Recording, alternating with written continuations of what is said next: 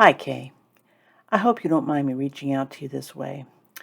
Well, I'm going to try to be as brief as possible. There's so much I want to tell you and ask you that doing a video just seemed more appropriate, easier, I think, for both of us. My name is Debbie Seibert. I am from Northern Virginia. My husband, Bob, of 41 years, the love of my life, and I worship and serve at McLean Bible Church. I'm a mother of 3 married children, a grandmother to 9, I have 3 granddogs, and I'm also a PK. Of course, I'm very familiar with Pastor Rick and Saddleback Church. I mean, who isn't, at least from the Purpose-Driven Life? I know I've read that book several times, marked up my copy quite a bit, and have quoted a number of his nuggets in my own books and video quotes. I've created some of these and put them on my Facebook page. I've purchased multiple copies, which I've shared with couples that my husband and I have worked with in our marriage ministry at McLean. We both know if people would just follow the advice in that book, there would be no need for marriage ministry. I found your book, Dangerous Surrender, when I was preparing a large women's retreat a few years ago. My topic was I Surrender All, with Galatians 2:20 as my theme verse. God's been working on me, teaching me about total surrender and obedience for quite some time now, and it's because of that journey that I find myself reaching out to you today. First, let me spiderweb just a little bit here to say that how your videos, your webinars, and interviews regarding mental health issues has profoundly impacted me.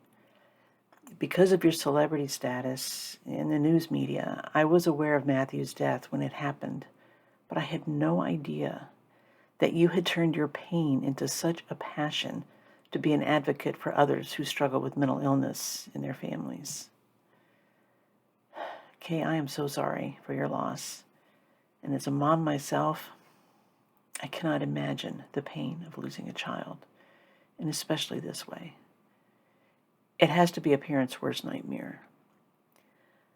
I can tell from one of your webinars recorded just last month that the memory is still very raw. I'm so sorry, and I feel bad bringing up the memory again, although I know you live with it every day. Again, I had no idea all the amazing resources that you've made available to help so many people. I'm sure that all you have shared regarding your story about Matthew, his struggle, and your powerful testimony of how God has sustained you and Rick during that time, helping you to cope, has saved many lives and encouraged and given hope to even more. I lost a friend to suicide just a few months ago when she lost her battle with depression. She also shot herself with her husband's gun. She was not a relative, but a good friend nonetheless, and I was devastated. No one had any idea she was so depressed that she would take her own life. She had such an exuberant personality and loved the Lord. Because of this, I'm sure she must have been clinically depressed. I've come to realize that I am one of those who, before this happened, really had no clue about mental illness or clinical depression, just how devastating and painful it can be. And I've resolved to learn all I can about it. That's how I came about finding your resources. You know, God has blessed me, my marriage, my family so much, and has been working on me for some time to write some books of encouragement to help others learn about him and about how to experience a victorious life through the surrender and obedience that he's been teaching me. I've always struggled with limiting beliefs, though, and I kept asking, why in the world should I write books on topics that have already flooded the market by people with credentials after their name? And I'm just a no-name nobody. Sure, I've been educated, but I have no fancy degrees. Who would ever choose to read a book written by me? I don't know why I thought I could strong-arm God, but that's exactly what I was doing for so long. Well, he finally convinced me that I didn't need to know how he was going to use the books. I just needed to be obedient and write them. If nothing else, I knew it'd be a great exercise for me, which of course it was. I have to say that finally surrendering to God's will, obeying and doing what he was leading me to do, has been empowering, to say the least. An example of that is the fact that I the world's biggest introvert, am stepping out so far out of my comfort zone today to reach out to you. Okay, just hang with me here. So I had 2 books initially on my heart, in my head, and I finally put them into print. The second book, written for those who are kind of stuck in their walk, wondering why they're not experiencing more in their spiritual life, was finished, I thought. And I was about ready to send it to my editor when COVID hit. And I could tell through the media and social media that so many people were really frightened and anxious. It dawned on me I had not addressed fear or anxiety in my books because it's not something I struggle with. I have other issues, but not fear. So I started praying, doing some research, gathering information, and I started writing. Before I knew it, I had way too much material for a chapter. So I felt led to make it into a separate, small book. It was during this time that my friend took her life. I titled this book God's Antidote for Depression, Anxiety, or Fear. The subtitle, Learn How to Experience Peace and Joy During Adversity in Uncertain Times. So this became my second book, and the other one became my third. And I was able to make the Kindle version of this one available for free on Amazon. And since I published it in mid-July, it's had several thousand downloads, so I hope it's blessing people. However, I can only offer a biblical perspective and approach to these issues since I have no clinical background. Since then, I've enrolled in a Christian life coaching certification program. It's still not clinical, but hopefully it'll help me to become more equipped to help others through their adversity. My goal through my book was to provide hope by pointing to the Lord and His provision in the midst of life's struggles. It was at this point that I got this great idea, which brings me here today. Sorry it took me so long to get to this, but I wanted to give you some background first. I really believe it's from the Lord because I just can't shake it. When I've asked for verification that the idea is from Him, I keep getting led to things that seem to validate that it really is His idea. If I'm able to pull this off, it definitely will be a God thing. Like writing the books, it is not like me to pursue such a God-sized project, asking influencers in the Christian community to participate in something with me, when I'm someone they've never even heard of. What He's placed on my heart is to create a virtual summit called Message of Hope Summit. I even bought the domain name and found someone to create the website from which to launch this. I've taken a course on how to host and run a summit, and I've had online businesses in the past, so that part doesn't scare me. The idea was to ask high-profile pastors and authors who've experienced adversity on different levels so that we could reach a wide audience who would benefit from the amazing stories of various types of hardship and how God sustained each of these individuals, giving them hope to carry them through their various storms. My desire is to give hope to others who might be in a similar situation. In my email, I give a list of people God has put on my heart to ask to participate. I only know about 3 or 4 of these, but I'm hoping they might get some to introduce me to others that they might know on the list.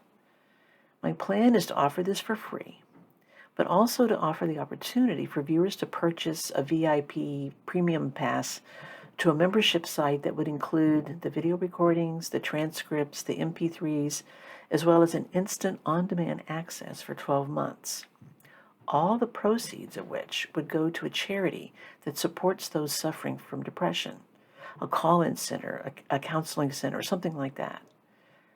I'd need help to find the best and most appropriate 501c3 to contribute to, and was hoping maybe you could help me with that.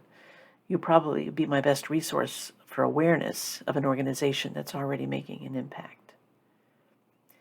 You have already recorded so many helpful interviews, which I have binge-watched from your website and your YouTube channel. There's no way I could get through all of them, but I've watched many hours, and I feel like I really know you, Kay. Unfortunately, I know that's one-sided. And that's one reason why I wanted to shoot this video rather than just sending an email, with the hope that maybe you could capture my heart in this. I've also watched and rewatched a lot of Pastor Rick's sermons lately and found his Daily Hope devotional series. I know that sharing and encouraging hope in others is a passion for both of you. And I think it's quite interesting that the title God gave me for this summit was Message of Hope. I've been told to take a good 90 days to put something like this together, so it wouldn't air until probably around the end of April or more like the beginning of May. And the timetable at this point is very flexible, as I'm obviously just in the planning stages. All the interviews would be pre-recorded using Zoom. And I understand from one of your webinars that you plan to do a Breathe conference, I think you called it, in the spring. And I wouldn't want to conflict with that, so maybe the summit could run after that. My hope and my desire and my ask is that you and Rick might be willing, in a pre-recorded Zoom 20-minute or so interview with me sometime in the next 90 days, to share how God has sustained you through Matthew's death and the hope that God gave you.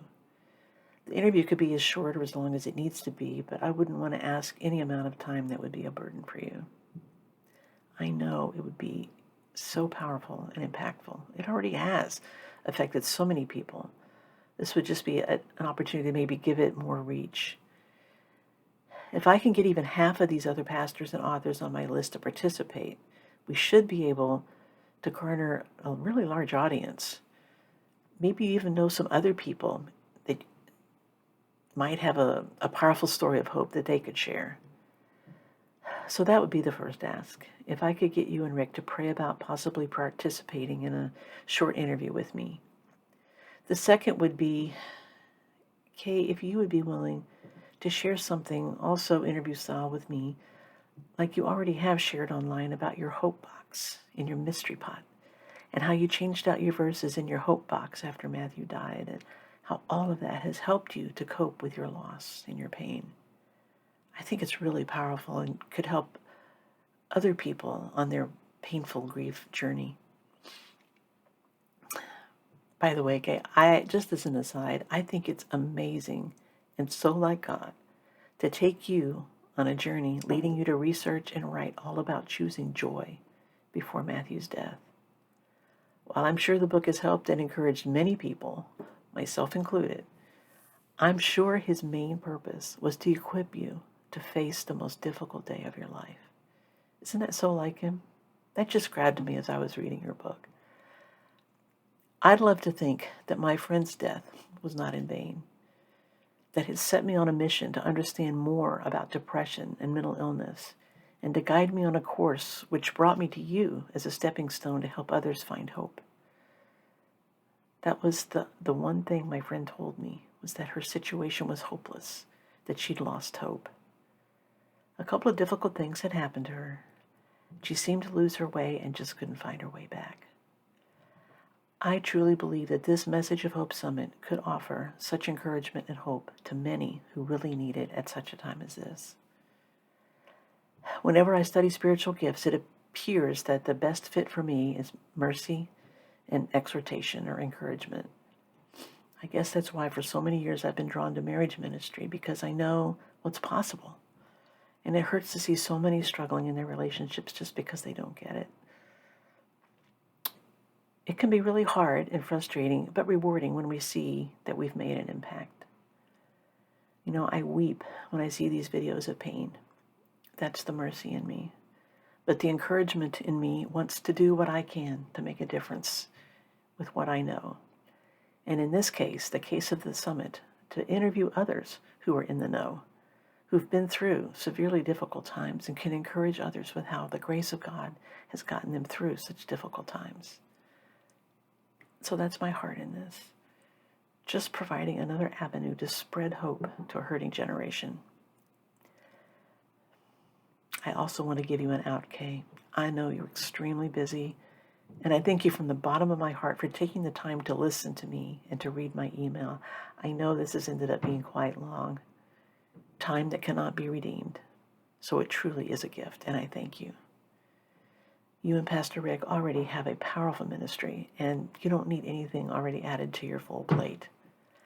I don't have a lot I can offer you unless it might be just a broader audience as I get more pastors on board to expand and include their tribe in our overall audience reach for this summit.